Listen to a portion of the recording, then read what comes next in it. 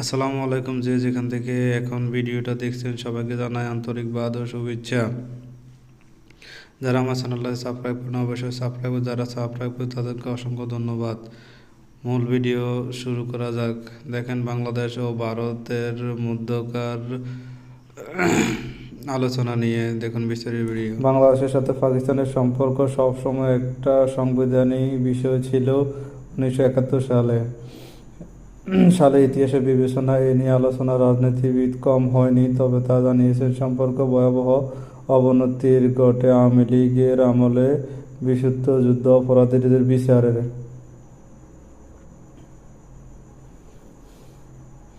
প্রেক্ষাপটে বাংলাদেশের প্রতিবেশী দেশ ভারত তিন দিক থেকে দেশ হয়ে আসছে, সীমা রয়েছে।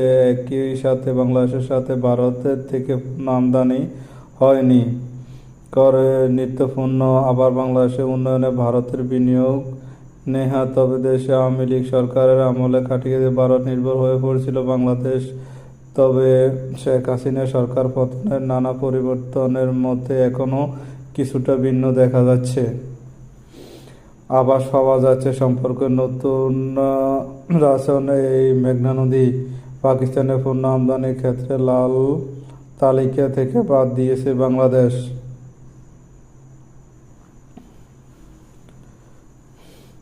সরকার এখন কি বাংলাদেশের কূটনীতিক কোন ধরনের পরিবর্তন আসবে পাকিস্তান তরফ থেকে?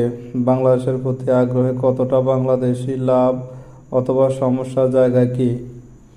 বাংলাদেশ পাকিস্তানের নতুন সম্পর্ক প্রশ্ন সমীকরণ মেলানো যাক। প্রধান উপদেষ্টা হিসেবে নিয়োগের পর অধ্যাপক ডক্টর মোহাম্মদ ইউনূস অনেক দেশের মতো শুভেচ্ছা জানিয়েছেন পাকিস্তানকেও। বাংলাদেশ পাকিস্তানের দূতাবাস বেশ তৎপর হয়ে গিয়েছে কয়েক মাসে। বাংলাদেশের জন্য ভিসা ফ্রি বাবদ দিচ্ছে পাকিস্তান। একই রকম এবারে ভিসার সুবিধা, অর্থাৎ ভিসা ছাড়াই বাংলাদেশে পাকিস্তান যেতে পারবেন। অন্যদিকে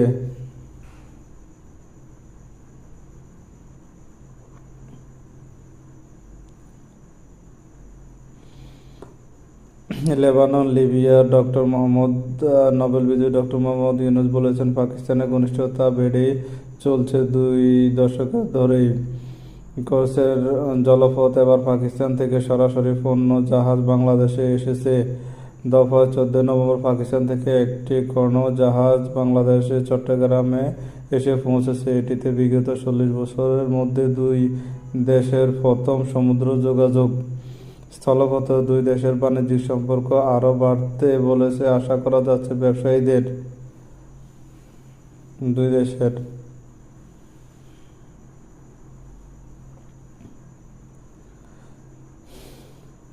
বিশ্লেষকরা সরাসরি পাকিস্তান ও বাংলাদেশের মধ্যে দ্বিপক্ষীয় বাণিজ্য ও ব্যবসায়িক সম্পর্ক উন্নয়ন একটি বড় অগ্রাধিকার হিসাবে কাজ করে বলে মনে করেছেন। এই উদ্যোগে বাণিজ্যের গতি বাড়ানোর পাশাপাশি দুই দেশের ব্যবসায়ীর মধ্যে নতুন সংযোগ সৃষ্টি করবে বলে দেশটির। অথচ গেল 4 মাস আগে দুই দেশের সম্পর্ক ছিল অতলের কচুর।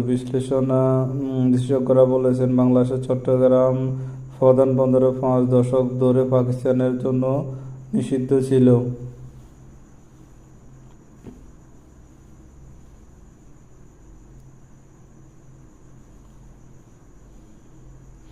হয়তো আওয়ামী লীগ শাসন আমলে বাংলাদেশের সাথে পাকিস্তানের বাণিজ্যিক সম্পর্ক অনেকটাই বন্ধ ছিল। পাকিস্তান থেকে বাংলাদেশের আমদানির তালিকার মধ্যে রয়েছে তুলার কাপড়, বিভিন্ন রাসায়নিক খনিজ, ধাতব বৈদ্যুতিক সামগ্রী এবং যন্ত্রপাতি। আবার বাংলাদেশ থেকে পাট ও পাটজাত পণ্য, হাইড্রোলিক প্রক্রিয়া, টেক্সটাইল সামগ্রী, চিকিৎসা সামগ্রী, বেশ কিছু জিনিস পাকিস্তানে রপ্তানি করা হয়।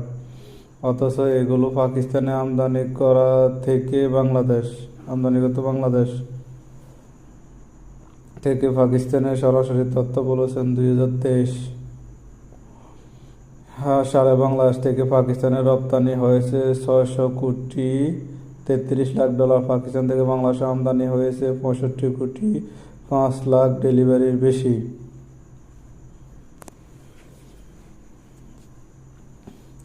অন্য আমদানি বাংলাদেশের শিক্ষার্থীদের উচ্চশিক্ষার জন্য স্কলারশিপ দেওয়ার আগ্রহ দেখিয়েছে পাকিস্তান। এরই মধ্যে স্কলারশিপের 100 জন বাংলাদেশি পাকিস্তানের উচ্চশিক্ষিত জনের সুযোগ দেয়। বিষয়টি অনুমোদন দিয়েছে দেশটির সরকার। স্থলীভূত থাকার পর পাকিস্তান ও বাংলাদেশের সম্পর্ক নিয়ে নতুন আশাবাদ দেখিয়েছেন দেশের কূটনৈতিক বিশ্লেষকেরা। একই সাথে একই দেশে বেশ বিশ্লেষণ করেছে ডক্টর ইউনূস।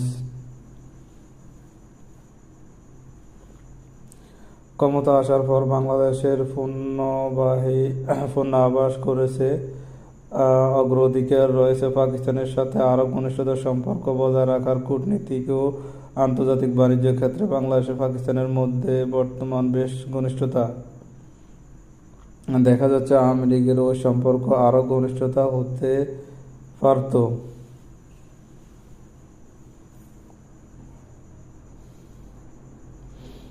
মল বাংলাদেশের বছরের পর বছর ধরে চেটিয়া আলু পেঁয়াজ ব্যবসা করছে ভারত একাধিক। এ পর্যন্ত সর্বোচ্চ পরিমাণ পেঁয়াজ আলু বাংলাদেশে রপ্তানি করত ভারত। গত 20-2007 অর্থ বছরে 7,24,000 টন পেঁয়াজ রপ্তানি করেছে ভারত, যার মূল্য ছিল $14.5 কোটি।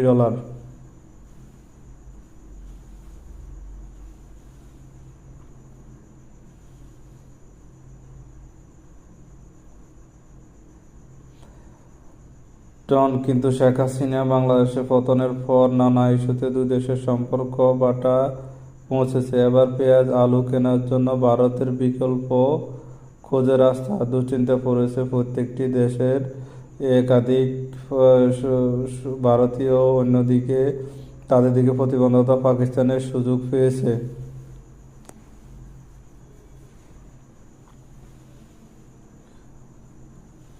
পাকিস্তান থেকে কিনছে পণ্য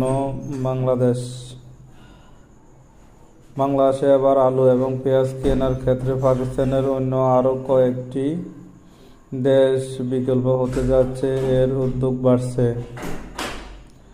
প্রতিদিন প্রকাশ হচ্ছে ভারতীয় গণমাধ্যমের খবর।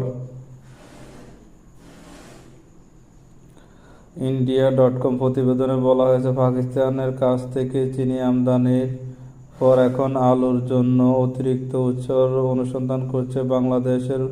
ভবিষ্যতের আলু ও পেঁয়াজ পাকিস্তান থেকে আনা হতে পারে নির্ভরযোগ্য রাখতে এবং ভারতের নির্ভরশীলতা নানান কারণে প্রচেষ্টা চালানো যাচ্ছে। একাধিক আলু অনুমোদনের জন্য পুরোপুরি ভারতের উপর নির্ভর করতে হতো।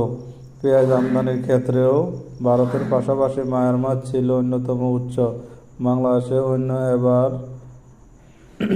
অন্য উদ্যোগে এখন পাকিস্তান থেকে পণ্য পেঁয়াজ, চিনি এবং অন্যান্য সামগ্রী যোগাতে উৎসাহী আনতে আগ্রহী ডক্টর ইউনূস। চেষ্টা করা হচ্ছে।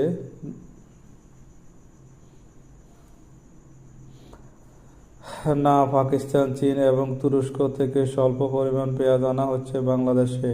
পেঁয়াজের দাম বেড়ে যাওয়া এখন বিকল্প উৎস বাংলাদেশে। ভারতের, মিশর, চীন ও স্পেনের আলু আমদানির পরিকল্পনা করছে পেঁয়াজ আমদানিকারীরা। এই ক্ষেত্রে বিকল্প হিসেবে চীন, তুরস্ক, পাকিস্তানের কথা ভাবছে বাংলাদেশ।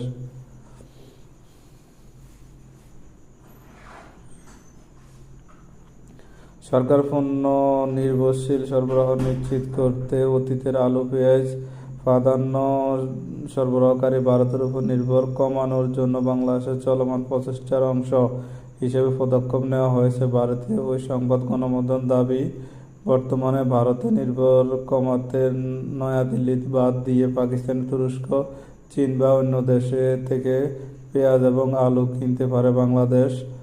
এতে ভারতের আলুর মত পণ্য ও রপ্তানি বাংলাদেশের কমে যাবে।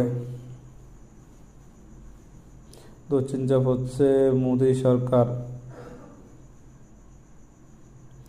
বাণিজ্যিক মন্ত্রণালয় জানিয়েছে, আলু পেঁয়াজের দাম প্রস্তুত করো বিআরটিসি।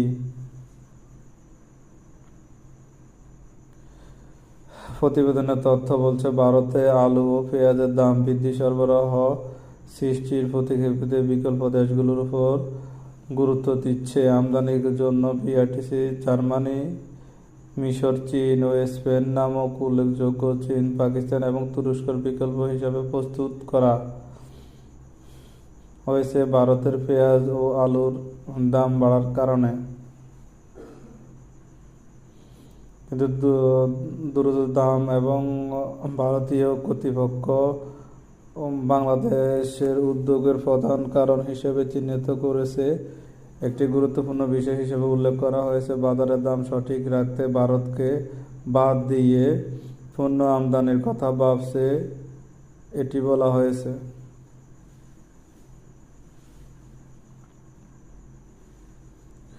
সরকার বাংলাদেশে আমদানি করার ভারত থেকে যদি পণ্য আমদানি বন্ধ করে দেয় তাহলে আর্থিকভাবে ক্ষতিগ্রস্ত হবে বাংলাদেশের মতো একচেটিয়া বাজার। দেশটির কৃষকের বিকল্প পড়বে। তাতে আন্তর্জাতিক গণমাধ্যমের আন্তর্জাতিক বাজারের বিশ্লেষকেরা বাংলাদেশ ও ভারত ঐতিহাসিক গুরুত্বপূর্ণ সম্পর্ক রাখতে পারে। গেছে কয়েক সপ্তাহ ঘটনা প্রবাহে দুই দিকের হিমশিমের অবস্থা চরম তিক্ত অবস্থা যাচ্ছে। 2 দশকের সম্পর্কের এই অবস্থা শুরু বাংলাদেশের সমন্বয় সনাতন ও গ্রেপ্তার করতে পারে।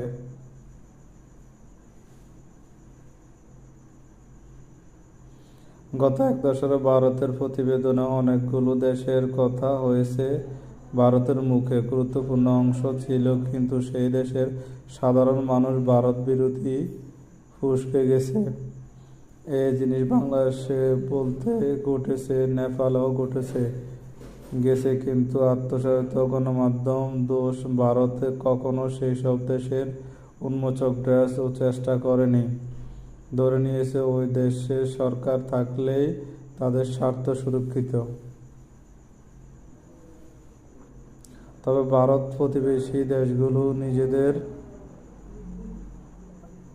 স্বল্পকালীন অর্থ হিসাব করে এগিয়ে যাচ্ছে, দীর্ঘমেয়াদী কখনো মাথা ঘামায়নি ভারত, এবং এই কারণে একটার পর একটা দেশ তাদের ভারতের চারপাশে শত্রু রাষ্ট্র হিসেবে চীন, পাকিস্তান এবং বাংলাদেশ অন্তর্ভুক্ত করা হয়েছে। দেশটির প্রতিবেদনের সঙ্গে এই সম্পর্ক ভারতের সংকট তৈরি করতে, কারণ এই সময়ে এগিয়ে যাচ্ছে ভারতের প্রতিহীন ভারতের একা একটা পথ চলতে আন্তর্জাতিক গণমাধ্যম বিশ্লেষণ করে পাওয়া গেছে। ভিডিওটা কেমন লাগছে অবশ্যই লাইক, কমেন্ট এবং শেয়ার দিয়ে যাবেন। ধন্যবাদ। আসসালামু আলাইকুম।